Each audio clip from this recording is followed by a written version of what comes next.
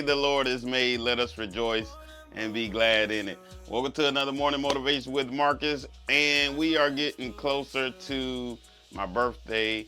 Man, I'm enjoying um, as we get closer this opportunity to complete 365 days, this opportunity to complete one full year every day being on here in the morning, although this morning was a challenge.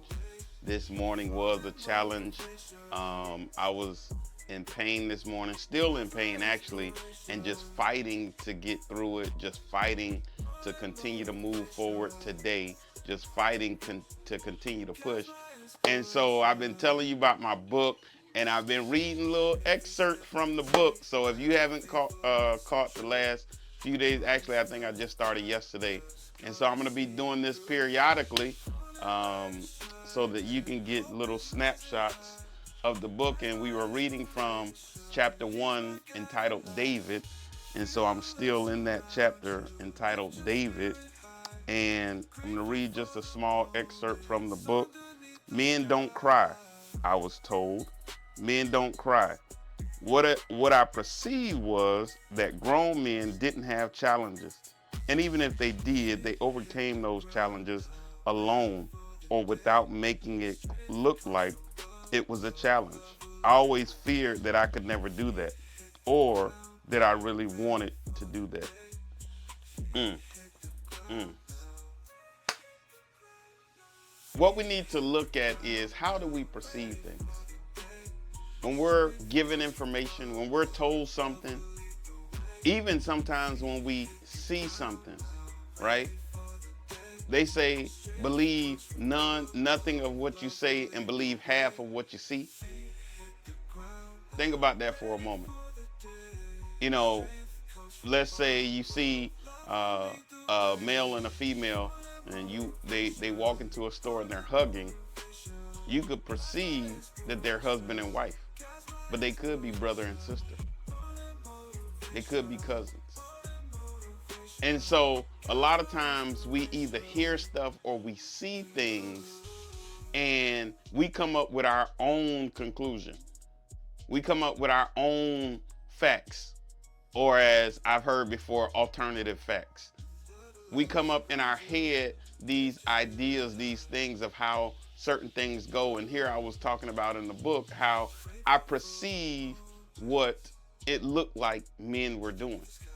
Or because I wasn't supposed to cry. Yeah, I talk about how, like, uh, my father would spank me and then say, stop crying. Well, you just hit me. It hurt. And so the perception was, you should be able to take pain and not cry.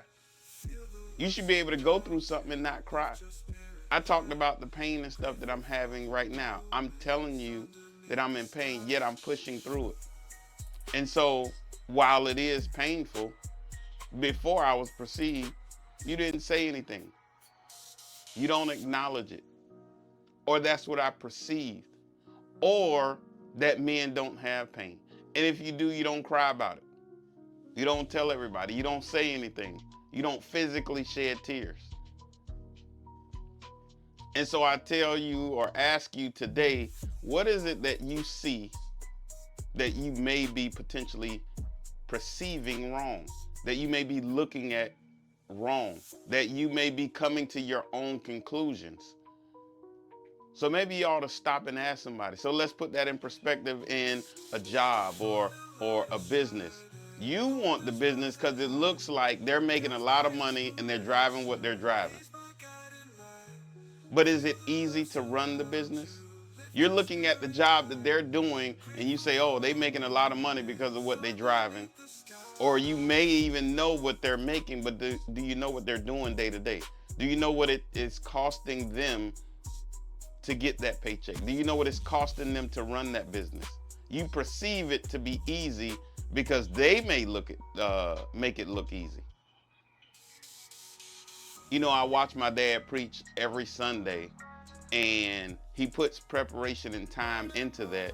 But when he gets up there, sometimes he makes it look easy. One, that's his gift. And two, I didn't see all the preparation it took behind that.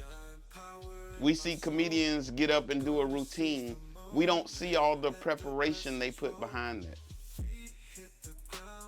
We see people do the things that they do, but yet we don't see what it takes to get to the point of where they are. Not to mention, not even talking about the gift portion of that. Because I told you before, Steve Harvey says your gift is what takes you the least amount of effort but produces the maximum result.